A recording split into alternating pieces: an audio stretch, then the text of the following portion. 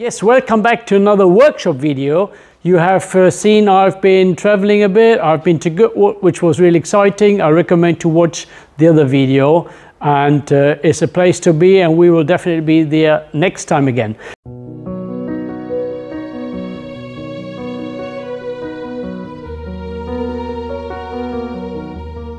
But now coming back to my project, the 2+2 has been neglected. I have been more busy than I ever thought. I still try to catch up. It is always the same issue, and you certainly know going back to the project always takes some time to get into the work and starting again. So that is sadly, it is a fact we're all facing. And I'm coming up now with some good and some bad news. Hopefully only good news for you. The bad news is on my side, and you see here, this is a cracked rear screen. We just bought this from Pilkington here, so it's a brand new tinted glass. I gave the measurements and we were trying to fit it, and it was already tight, but then at the top corner, so this is the rear, and in the top right corner, I don't know how it happened, probably due to the tension. We were almost having it all in, and suddenly it cracked. And I think this happened, and then I was so frustrated, and I'm not swerving here, but so that day was over, that moment, and I thought from experience, because this is not the first screen I cracked, I think it's the fourth. I did that with front screens and another rear screen, and it's just the pain of this. It's the shipping cost. It is one thing is the glass, but the other thing is the shipping cost and the struggle to get this in. So I'm still waiting for the glass. Everything could be ready, and I have another project where I have the front screen broken and I still don't get a proper one to fit in. So that is something, and what you have to give when you order a rear screen or front screen, you have to give the maximum width here and the height, and that is a crucial measurement. So this is, and only there's a tolerance of 4 or 5 millimeters, and this one was just 4 millimeters wider than the dimension I have given. I still have the original screen, which has some scratches, but I wanted to have all new tinted glass on this car. So I ordered the complete set, and I can show you when you come over here. This is how they arrive. This is the big box they make you, and you see there are some other screens in there, the front screen for the car, and it's all, and here is,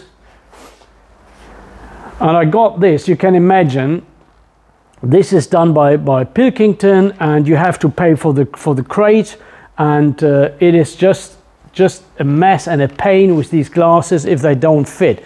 But I should have all the other glasses ready to install, and this we started with the rear glass, and that is how you always delay and delay and delay. And I know from people like you, I think every second or third people happen the same thing. So when I'm telling this, and you can write that underneath in the comments, who else had the same experience. So they're always telling me I'm the only one, but I already know 3 others who had exactly the same. Even though the screen was fitted and it was clear, the next day or a week later, they had the crack in there. So there's a tension in the glass, and just be aware that can all happen. Okay, that's one thing, and I was struggling with. And let's see what else I found, because we wanted to get the engine started. I was working on the electrics, and I thought, well, I'll give it a go with the engine. And then suddenly I realized I have no complete fuel line. So if you come to the boot, what happened? I had plenty of these, and you know where these belong to, but as you already know, this is not the right one for this car. And when you come here, I don't know how far we have been, but this is the trunk area, and I just put some light on here. So this is, so I installed the fuel pump, the electric is working, fuel lines all there, and then suddenly there's no fuel pickup in there. So next week is Stoneleigh. We will be there. We will stop by at Martin Roby. We will collect some parts, and that is That is the thing why we didn't start the engine. But as you can see, we're getting closer and closer. The rear should have already been ready with a screen in there and everything fitted. But that's the situation how it is now. So we're leaving it for the moment. The lights are working. And that's always a great achievement. You have to be very fastidious working the wiring routing. And I show you something that is probably very interesting for you, because when you're doing the electrics, and there's a saying that Lucas is the king of darkness, and I'm not sure. I'll show you something. The battery is connected, and so I put the lights on, and these are the this I thought I'm giving it no chance. I ordered new relays. So what I did then, I put the relays in here, and then I was testing the wiper, and I said, oh no, is that the wrong connection? Well, then I thought, nah, let's try another one. And then I tried, this is the original one. I don't know if you can see that. This one is an original new old stock, still dated January 61. Can you see that? So that's a nice new old stock. It is about 60 years old. Now let's try to get that in there.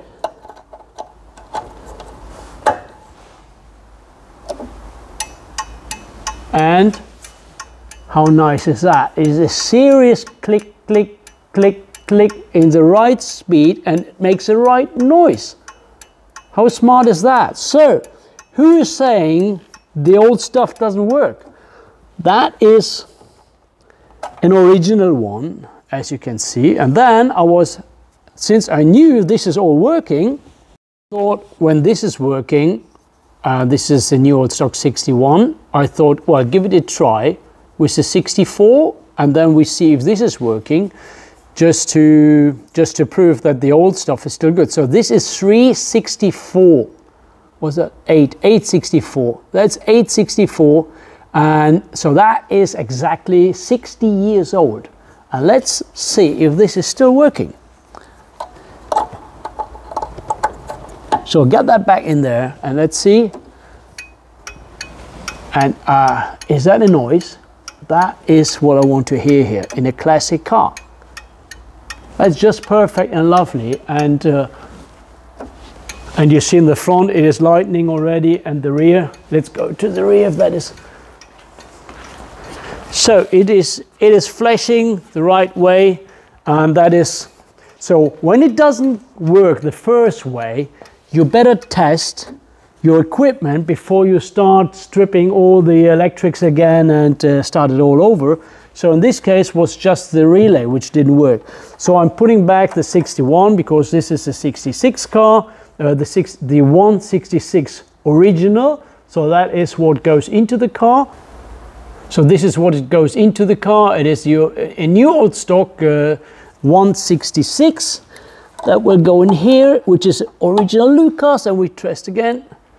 Yep, working. The only thing in my enthusiasm, I forgot to install the hazard warning switch. So this is now installed here, and I recommend you, everyone, to have something like this installed. This goes now, I have to get them wired. That's one of my next tasks, but now I know the relay is working. It should be an easy operation to get this connected, and this is something I really recommend you. I had people breaking down for some reason, and when you break down in the darkness on the motorway or on the country roads, and you don't have the flashlights on, you will not be seen at night, and you really run a risk getting hit over, and that is not what we want. And in Germany, this is compulsory. You have to have that for the MOT, and I think that is one of the things I really agree with, and I strongly recommend that. All the other things is they're starting to operate and work. So the harness is connected. This is working. This is all done and nice. So I'm taking this off again, This is the automatic gear shifter, for those people who haven't seen it. And just disconnecting the battery here. And so then the electric is almost done. We have, and there is something very important, the rear seats. And there was someone from Norway who asked me, and the rear seats is important that you get these floats in line. So you need to squeeze and shift and drift everything. So you won't have these flush with those ones, and then the cushion here. So this ideally should form one perfect line all the way. So we need to get a bit more moved and shifted, either the upper, the lower part, and that is you place all three parts, and then you start aligning them.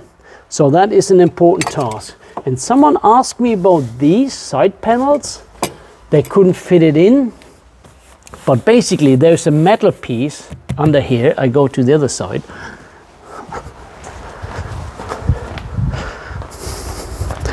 So with these, so I've already put the, because sometimes you forget them to order or buy them, and then you have the car ready, but no. So this piece here, usually it fits perfectly.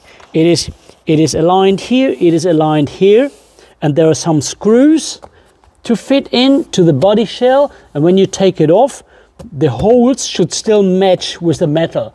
And this is just some foam and then vinyl covered, and it goes all the way. Important is to have this piping in a kind of the corner of the side and the top. So that is the ideal way, that it goes all the way along and inserting into the rear wheel arch cover. So that is something you need to look when you install these side panels. What else we have? So that is something you see, there's still some movement to get this aligned. This is a bit slimmer, but it's a way of you know, pushing and fitting it, upholstering it. This looks a bit better. So there's some way of stretching the rear, and so you can get these pulled to one side or the other side, and this is how it looks. And for those who haven't seen the 2+2, these plates are actually to access the rear brakes. Here you can replace the brake pads, and it just the brakes. So that is about how it originally was insulated with these things here. And this is just hooked on there and then mounted. So that's hooked on here, and it's mounted here with a small plate and a nut. So this is my list for the lights, checking everything, every single light, control light, gauge, everything is mentioned here. And I'm just ticking off everything that is working. That is the way I'm working, and you might have another way, but that's about it. We were struggling with the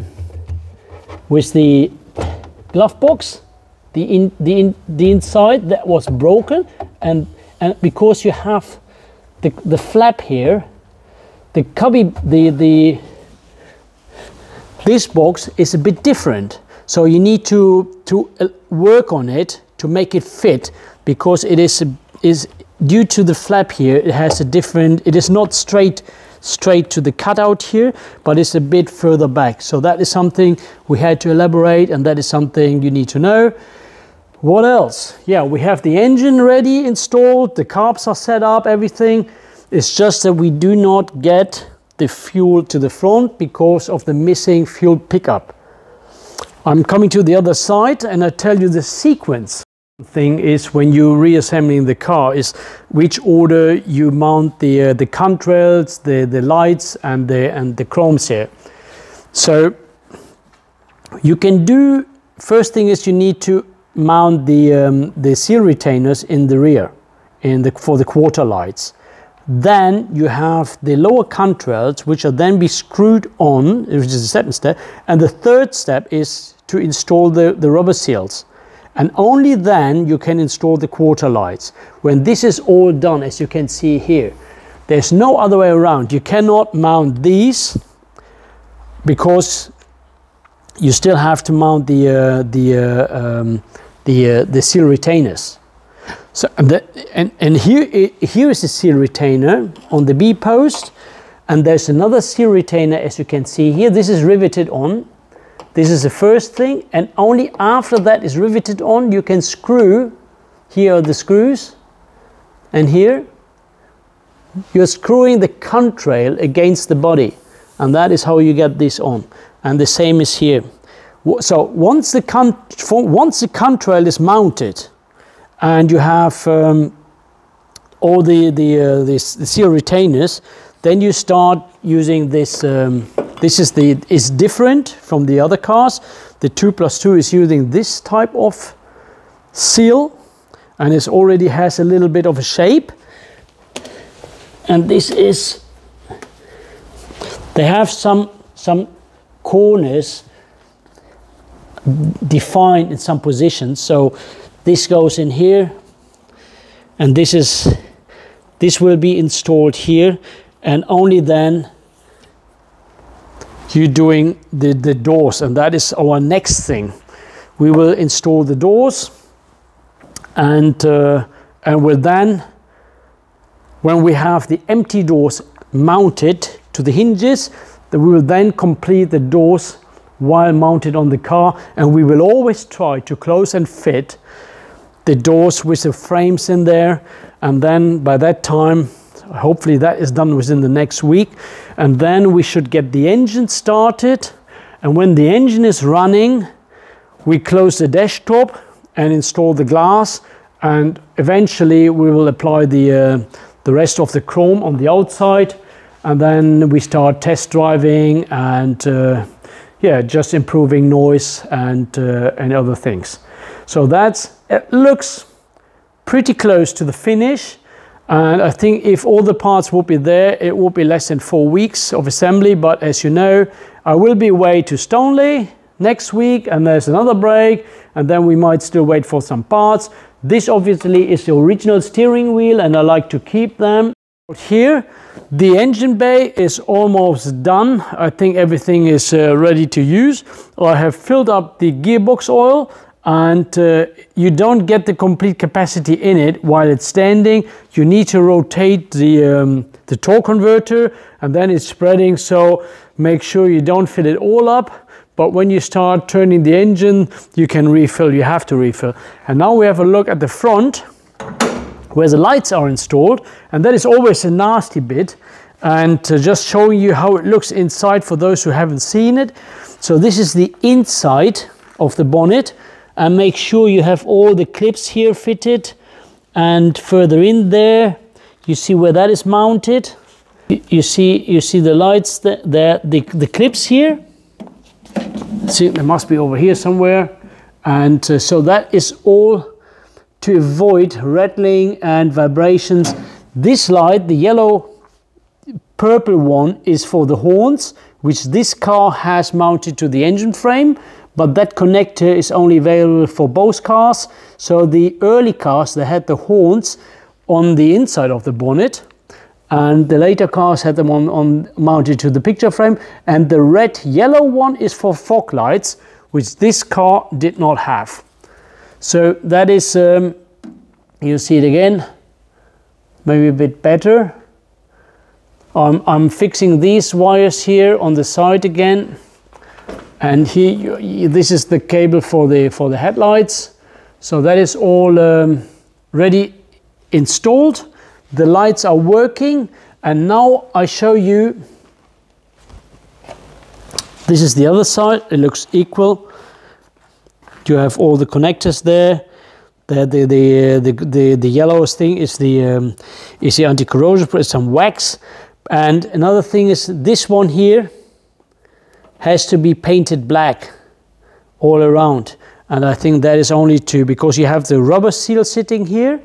You have the rubber seal sitting here from the headlights, and it could happen that this part here might be visible from the outside, and that's why you have that also painted black. So make sure this is painted black and not in body color. And now we have a look of what is included in the headlights. So you make sure before you install them, one of the first steps are these sugar scoops, and these are a real pain. And make sure you have the nuts still in place, and this nut is on the outside, and there's always a reason for it. It's not on this side. So this one is on the outside. The purpose is that the sugar scoops are basically sitting in this position, that the water which might get trapped in here is running out here through that hole. And that is the only purpose of this hole, because when you have the glass on top and the seal isn't tight, where's the water running? And only in this position, and that is because this nut is on the outside, and I think there are also some spaces that you have these sugar scoops inclined, and so that the water is running down this way and eventually escaping through the hole here. That is the whole purpose. And then this one here, this is an original seal I discovered on a car, and that's from the factory, and these were sitting on here.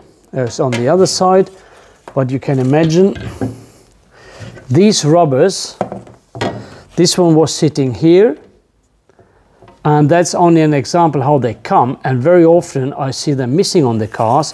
So you need to get about this shape ordered, and I found a few here. Here are some examples which are very similar.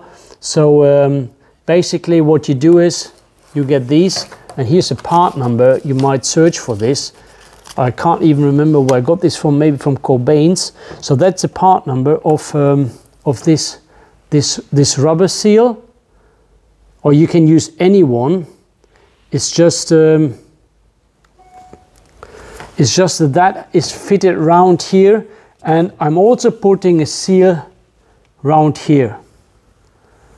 So there you can put another seal. Let me see if that goes on. So I would just put another seal on here. They are not tight because you still have the spaces, but you can still go round on this side. It is just to avoid scratches and corrosion on your bonnet. So that is one of the first parts which go in next in the headlight area. Then make sure you have the correct lights. We are here in Germany, and we need to have the E marked. We need to have that stamp on there, and that's a modern one. And you can replace the bolts, the light bolts, and this is a standard one.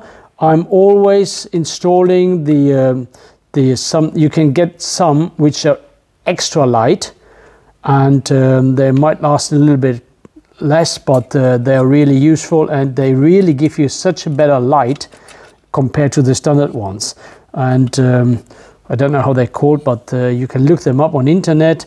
I always choose those with the highest or the strongest lights available. So this is, make sure you have them ordered when you're on the job. These, the black ones, I just have a pattern here. These are already installed.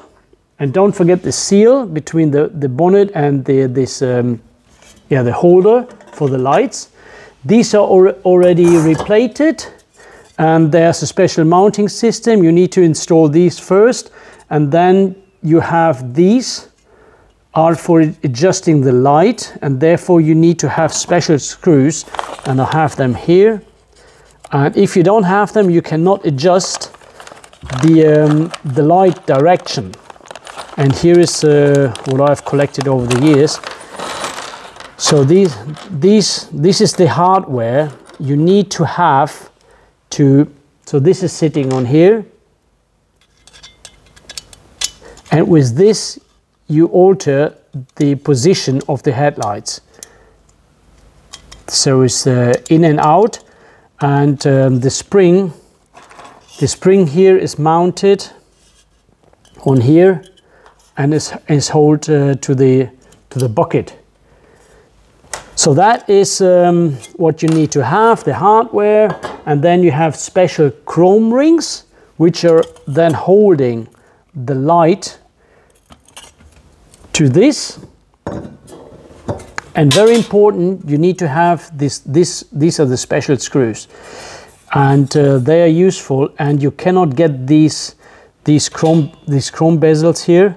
And the purpose of these, or the good thing about these ones, the ones you can buy now, is they only have a small hole on the lower part, and but the bigger slot on top is to fill the bezel over the head of the screw, and then you turn the whole thing around. So that's the whole idea of this. And it is so difficult if you want to try to get all 3 screws just in a tiny hole. It's almost impossible.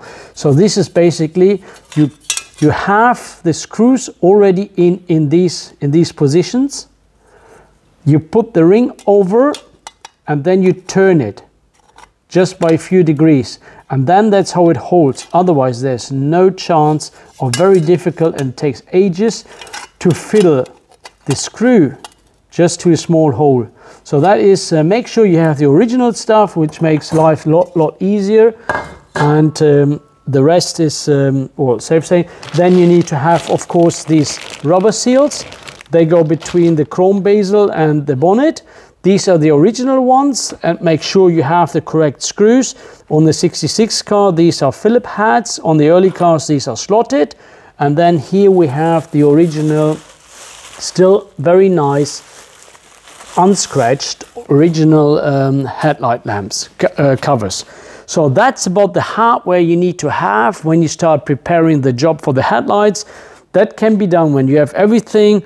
Well, it is between a half and a day, depending on how much filling there is and if everything is working, how good your preparation was. And then you can imagine when that is done, the bonnet looks totally different. Make sure you have checked the parking light and the indicator lights, because taking these on and off is a nightmare, and is just well, it is just waste of time. So thanks for watching. Leave your comments underneath. Don't forget to put the thumbs up and to share. And obviously this is not only for the 2+2, it can also be applied to a coupe or a roadster. And well, if you have any questions, write the comments down and I will try to respond next time. Thanks for watching.